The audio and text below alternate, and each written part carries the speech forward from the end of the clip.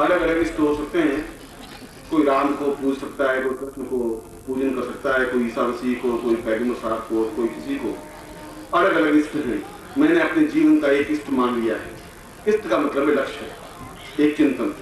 और मेरे जीवन के प्रारंभ की सांस से लगा करके जीवन की अंतिम सांस तक की एक ही क्रिया है। और हम दोनों पति पत्नी ने एक ही निर्णय लिया है कि अपने ग्रस्त जीवन का यथासंभव पालन करते हुए जीवन का जो भी शेष भाग बचे, उन शेष भाग को अपने शिष्यों के बीच ही वितरित करना है। और वितरित ही नहीं करना है, उसका एक पार्ट बन जाना है, उसका एक हिस्सा बन जाना है, उसका एक अंग बन जाना है। क्योंकि अगर शिष्य के चेहरे पर प्रसन्नता नहीं है, अगर शिष्य के चेहरे पर आनंद की रेखा नहीं है, तो गुरु अपने चेहरे पर आनंद का भाव ला भी नहीं सकता। और मैं इस प्रकार का गुरु बनने का आकांक्षी भी नहीं हूं। मेरे जीवन में न ये इच्छा है कि मुझे पुष्पों के हार पहनाए जाए, न इस बात की इच्छा है कि मेरे चरणों को स्पर्श किया जाए। ये कोई मूल धारणा, मूल लक्ष्य मेरा नहीं है। मेरा मूल लक्ष्य यह है कि जो भी मेरे विचारों को, मेरे चिंतन को, मेरे भावनाओं को समझते हैं, और मैं आपको बिल्कुल दो टूक स्पष्ट शब्दों में कह दूं कि मैंने अभी अपने प्रवचन में एक छोटी सी लाइन कही थी कि किसी व्यक्ति की पहचान उसके जीवन काल में शायद हम नहीं कर पाते। ये हमारे जीवन की न्यूनता है, ये हमारे जीवन की कमी है। इसलिए कि वह जब व्यक्ति चला जाता है तब हम उसके स्मारक बनाते हैं, तब हम उसके स्टेच्यू बनाते हैं, तब हम उनकी पुस्तकें पढ़ते हैं, और तब हम केवल सिर धुन करके एहसास करते हैं कि यदि हम उस समय थोड़े से जागरूक हो जाते तो बहुत कुछ प्राप्त कर पाते। और ऐसा समय कृष्ण के जीवन में भी आया, और कृष्ण ने भी अपने जीवन के कार्य और उद्देश्यों के माध्यम से स्पष्ट करने की कोशिश की। उतना मत किया, एक छोटा सा बालक अगर इतने बड़े राक्षस को संहार कर दे, अनेक प्रकार की लीलाएं की, मगर फिर भी जब आम आदमी, आम व्यक्ति नहीं समझ पाया उसके स्वरूप को, तो कृष्ण को भी गीता के माध्यम से स्पष्ट करना पड़ा कि तुम नहीं अर्जुन, तुम नहीं समझ रहे हो, मैं क्या हूं, इसको तुम्हें समझना पड़ेगा। और जब तक तुम समझोगे नहीं, तब तक तुम बहुत बड़ी जीवन की न्यूनता कर लोगे। और गीता का अगर 9वां 10वां अध्याय आप पढ़े, तो 9वें और 10वें अध्याय में एक ही बात दो टूक शब्दों में कृष्ण ने कही है कि मैं यूं समझ ले कि वृक्षों में पीपल हूं, यूं समझ ले कि नदियों में गंगा हूं, ऐसा समझ ले कि पर्वतों में मैं हिमालय हूं, और ऐसा समझ ले कि यह सब कुछ जो घटित हो रहा है यह मैं स्वयं कर रहा हूं, मेरे द्वारा संभव है। मगर अर्जुन नहीं समझ पाया। अर्जुन नहीं समझ पाया। उस समय के न भीष्म समझ पाए, न द्रोणाचार्य समझ पाए, न कृपाचार्य समझ पाए, न अश्वत्थामा समझ पाए। मगर उसके जाने के बाद आज हम उनके उपदेशों को, उनकी गीता को धर्म ग्रंथ मान करके बैठे, और उन्होंने उस ग्रंथ के माध्यम से जो कुछ कहा वह अपने आप में अटूट और अद्वितीय था, एबनॉर्मल था। और मैं भी उसी बात को आपके सामने स्पष्ट कर रहा हूं कि मैं केवल ऐसा गुरु नहीं हूं जो केवल आपको प्रवचन दूं। मैं आपको प्रवचन भी इतनी क्षमता के साथ दे सकता हूं, और आपके सारे अंदर के स्नायु तंत्रों को भी, अंदर के सारे चक्रों को भी उसी क्षमता के साथ जागृत कर सकता हूं। मैं जिन श्रेष्ठ शब्दों के माध्यम से अपनी बात कह सकता हूं, उसी श्रेष्ठ शब्दों के माध्यम से मैं कुरान पढ़ सकता हूं। मैं ईसा मसीह के बाइबल को उसी लहजे में बोल सकता हूं, और उसी लहजे में वेद मंत्रों का उच्चारण भी कर सकता हूं। और इन सारे वेद मंत्रों के उच्चारण में और इन सारे जीवन के अन्य चिंतनों में न मुझे किसी प्रकार की पुस्तक की जरूरत पड़ेगी, न किसी प्रकार की पोथी की जरूरत पड़ेगी, न किसी प्रकार के अन्य शब्दों की जरूरत पड़ेगी। जो कुछ सारा साहित्य और जो कुछ सारा चिंतन और जो कुछ सारी धारणा और जो कुछ ज्ञान का सागर यदि अपने आप में समेटे हुए व्यक्तित्व खड़ा रह सकता है, तो वह व्यक्तित्व लिख नहीं सकेगा, उस व्यक्तित्व को खंडित नहीं कर सकता, उस व्यक्तित्व को कहीं न्यूनता नहीं दिखा सकता। और मैं अपने जीवन में किसी प्रकार की न न्यूनता दिखा सका हूं और न अपने जीवन में कभी शिष्यों को अपने राष्ट्र के लिए, अपने देश के लिए न्यूनता का भाव प्रदर्शित कर सकता। क्षमा चाहते हैं, क्षमा मांगकर आपने चाहते हैं, आशीर्वाद दे रहा हूँ। मगर आप बातचीत को बीच में छोड़ के राजनीति में फंस गई, तो मैं सोच रहा था कि मैं फंस गया, आप फंस गए। फंस गए, सही है। मगर मैं तो निकालने से आया हूँ। और मैं आपसे बात कर रहा था अपने व्यक्तित्व की। जो व्यक्तित्व होते हैं वे चिंतित नहीं होते। वे व्यक्तित्व अपने आप में किसी प्रकार का भ्रम भी नहीं पालते। इसलिए मैं सुबह आपको उन वेद मंत्रों के माध्यम से आहुतियां प्रदान करवाई हैं और मैं चाहता हूं कि आपके जीवन में भौतिक दृष्टि से भी उन्नति प्राप्त हो, आपके जीवन में सब प्रकार के आनंद की अतिरेकता प्राप्त हो और हम अपने पूर्णता के साथ जीवन की उपलब्धियों को प्राप्त कर सकें और हम अपने जीवन काल में ही अपने हृदय को और अपने गुरु को पहचान सकें, ऐसा मैं आपको आशीर्वाद दे रहा हूं।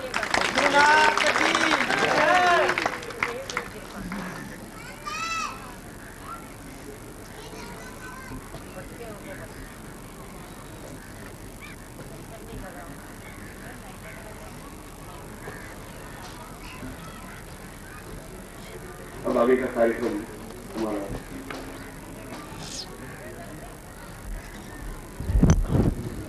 लेकिन उनके पास रहेगा तो मैं आउट निभा सकूंगा।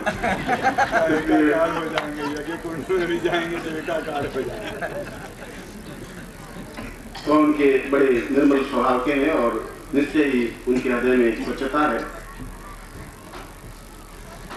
इसलिए व्यक्तित्व वह होता है जो किसी भी परिस्थिति में अडिग रह करके अपनी बात दृढ़तापूर्वक कह सके और मनवा सके। न तो कहीं अहंकार है, न जीवन में अहंकार रहा है, न मैं जीवन में अहंकार पालता हूँ और मैं अपने आप को अत्यंत लघु रूप में ही अपने आप को देखता हूँ। मगर जो कुछ भी उन सभी लोगों को मैं तो आशीर्वाद देता हूँ कि वे अपने चित्त को निर्मल कर सकें और अपने चित्त को अच्छी तरह से देख सकें, पहचान सकें, जिससे कि उनका भविष्य आनंद युक्त सुखमय बन सके। मैं उनको भी और आपको भी एक बार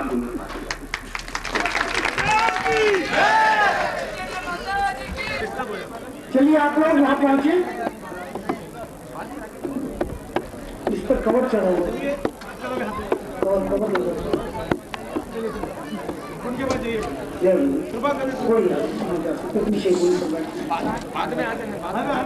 चले आप लोग चरण स्पर्श क्रिया बाद में होगी, पहले आप लोग वहां पहुंच जाए।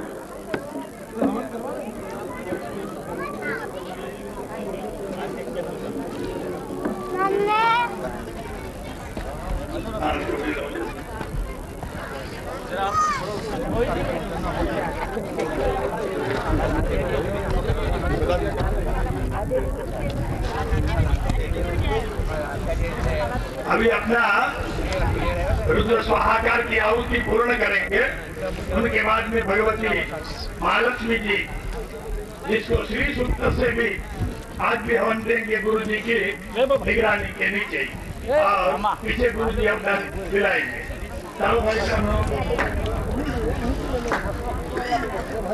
सुबह मैंने आपको आप बैठ गए, कौन खड़े हैं आप इधर आ गए।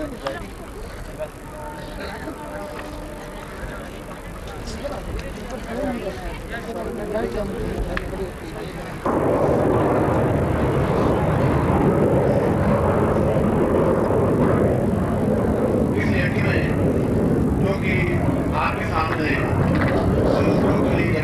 संपन्न हो रहा है, उस यज्ञ की विशेषता यह है कि इस प्रकार के प्रयोग और इस प्रकार की आहुतियां तभी दी जा सकती हैं जब 100 से ज्यादा कुंड हो या 1000 कुंड हो। इससे छोटे यज्ञ में या ऐसे छोटे कुंडों में इस प्रकार की आहुतियां समर्पित नहीं की जा सकती। और जो मैं लक्ष्मी के प्रयोग आपको दे रहा हूँ वे केवल सहस्त्र कुंडी यज्ञ में ही संपन्न हो सकते हैं। इसके अलावा यदि 100 कुंडी यज्ञ भी हो तब भी इस प्रकार के लक्ष्मी उपनिषद के मंत्रों के माध्यम से आहुतियां प्रदान की ही नहीं जा सकती, क्योंकि शास्त्र विधान और शास्त्र सम्मत वही बात कह रहा है जो मैं आपके सामने स्पष्ट कर रहा हूँ। लक्ष्मी उपनिषद के प्रारंभ में बिल्कुल स्पष्ट रूप से बताया है कि साम पूर्वा सतः सहस्र सा कुंडी स लक्ष्मी उपनिषदो वाम पूर्वा। लक्ष्मी स्वयं उपस्थित होकर के लक्ष्मी उपनिषद के मंत्रों के माध्यम से आहुतियां तभी दी जा सकती हैं जब पूरे 1008 कुंड और इससे ज्यादा कुंड हो। इसलिए यह सौभाग्य आपको जीवन में प्राप्त हो रहा है। इसके भी दो चरण हैं और मैं चाहता हूं कि चाहे आपको थोड़ी बाधाएं या परेशानियां जरूर देखनी पड़े, दूर से आप आच्छादित तो जरूर हों, मगर जो कुछ भी मैं मंत्र दूं, जो कुछ भी साधनाएं दूं, अपने आप में पूर्णता के साथ आप संपन्न कर सकें।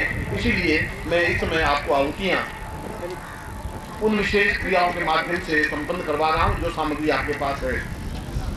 इसमें आपके पास लघु नारियल है, जिस लघु नारियल को मैं समर्पित करवाऊंगा यज्ञ में, मैं आपको बता करके।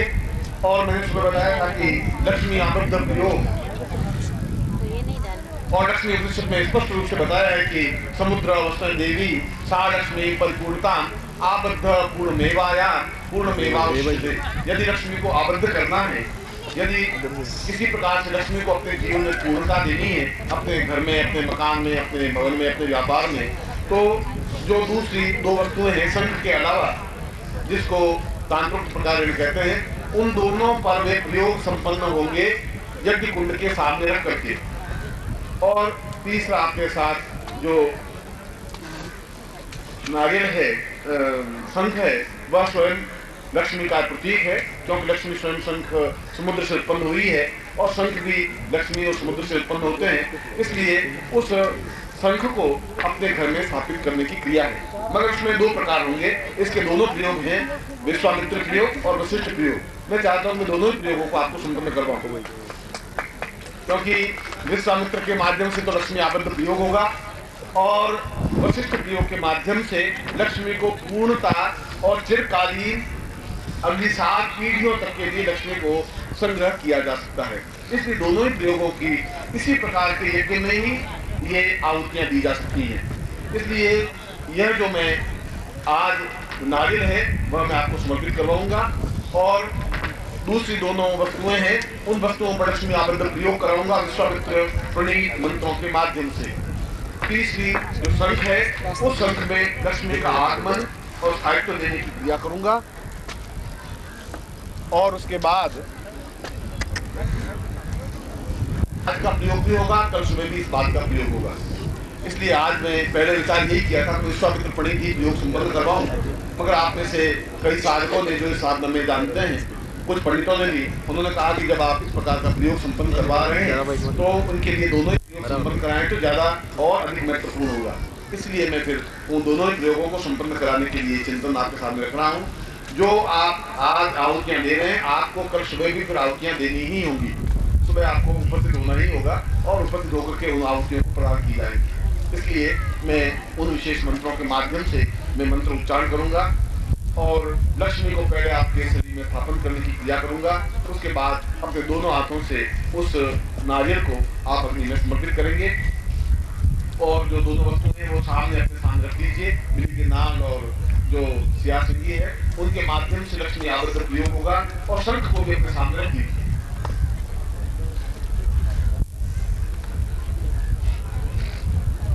लक्ष्मी उपनिषद में इसकी अत्यंत श्रेष्ठता की गई है और बताया गया है कि उच्च कोटि के ऋषियों ने, और वे चाहे कितने ही ऋषि रहे हों, उन ऋषियों ने इस बात को स्वीकार किया है कि लक्ष्मी को पूर्ण रूप से प्राप्त करने के लिए, चिर स्थायित्व देने के लिए, आबद्ध देने के लिए इससे अधिक महत्वपूर्ण और कोई प्रयोग नहीं हो सकता। यदि कोई पंडित विद्वान दोनों प्रयोगों, दोनों विधियों से प्रयोग संपन्न कराए और यदि विद्वान सहस्त्र कुंडी यज्ञ में भाग लेने की क्षमता रखता हो। आपने सहस्त्र कुंडी यज्ञ में भाग लिया है और मैं चाहता हूं कि दोनों ही प्रयोग आपको संपन्न करवाऊं। इसका पहला चरण आज प्रयोग संपन्न होगा और दूसरा चरण कल प्रातःकाल संपन्न होगा।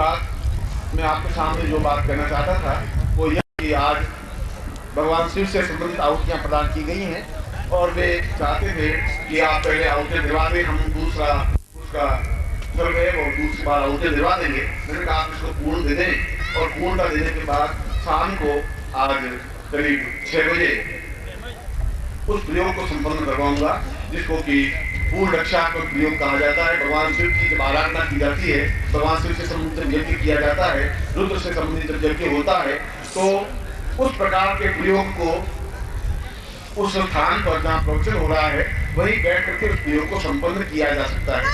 उस प्रयोग की विशेषता यह है कि हमारे जीवन में किसी प्रकार का रोग और अकाल मृत्यु नहीं, ये आवश्यक उस यज्ञ के बाद में ही ऐसा प्रयोग हो सकता है। यदि यह प्रयोग पूर्ण रुद्रोपनिषद नहीं होता तो वह प्रयोग संपन्न नहीं हो सकता था। इसलिए आयोजकों को चाहिए कि वे किसी भी प्रकार से वहाँ कुमकुम की व्यवस्था करें, चावल की व्यवस्था करें उन साधकों के लिए और उन साधकों के लिए वहाँ बैठ कर इस प्रकार व्यवस्था करें जिससे कि मैं उस प्रयोग को संपन्न करवा सकूँ और वह प्रयोग आप अपने खुद के लिए, अपने पुत्र के लिए, पुत्रवधू के लिए, परिवार के लिए, अपने समाज के अन्य लोगों के लिए सभी प्रकार से रोग मुक्ति या आपके स्वयं की किसी भी प्रकार की रोग मुक्ति और बुढ़ापे के निवारण के लिए और पूर्ण आयु प्राप्त करने के लिए, अकाल मृत्यु निवारण के लिए या किसी ने कोई तांत्रिक प्रयोग कर दिया हो उससे यदि बीमारी समाप्त नहीं हो रही हो या किसी भी प्रकार की बीमारी हो उसको पूर्णतः समाप्त करके पूर्ण रक्षा प्रयोग संपन्न करने की विधि केवल इस प्रकार की आहुतियों के बाद जो आज पंडितों ने आपको आहुतियां दिलवाई है उसके बाद ही वो प्रयोग संपन्न हो सकता है। इससे आपको थोड़ी सी व्यस्तता बढ़ जाए, मगर मैं चाहता हूं कि आपको ज्यादा से ज्यादा लाभ मिले। यद्यपि मुझे भी आपके साथ इतना ही श्रम करना पड़ेगा और मैं अगर इस व्यक्ति को आपके सामने नहीं रखता तब भी चल सकता था। मैं तो आता और आपको आउट नहीं देकर घर चला जाता, मगर मैं चाहता हूं कि जब आपने यज्ञ में भाग लिया है तो उसके प्रत्येक क्षण का आपको उपयोग मिले। एक क्षण आप परसों अगर चाहें 2000 रुपये खर्च करके तब ये न अवसर आपको प्राप्त हो सकता है, न ऐसे क्षण प्राप्त हो सकते हैं और यह प्रयोग कल हो भी नहीं सकता, क्योंकि रुद्र से संबंधित जो उन्होंने आहुतियां दी हैं शास्त्र मंत्रों से, रुद्र से, रुद्री के माध्यम से, यजुर्वेद के मंत्रों के माध्यम से, उसके बाद ही वह प्रयोग संपन्न हो सकता है। इसलिए वह पूर्ण अकाल मृत्यु निवारण और रोग निवारण प्रयोग वहां पर मैं संपन्न करवाऊंगा ठीक 5:30 बजे, जिससे कि आप 6:30 बजे 7 बजे अपने घर जा सकें और वह प्रयोग वहीं पर संपन्न होगा। उससे पहले मैं आपको लक्ष्मी के प्रयोग से आहुतियां दिलवा रहा हूँ और वे विश्वामित्र प्रणीत संपन्न करवा रहा हूँ। आप पूर्ण शुद्धता से बैठे। ओम परम तत्वाय नारायणाय गुरुभ्यो नमः। ओम ह्रीं मम प्राण देह रोम प्रतिरोम चैतन्य जाग्रय ह्रीं ओम नमः। ओम भूर्भुवः स्वः तत्सवितुर्वरेण्यं भर्गो देवस्य धीमहि धियो यो नः प्रचोदयात्।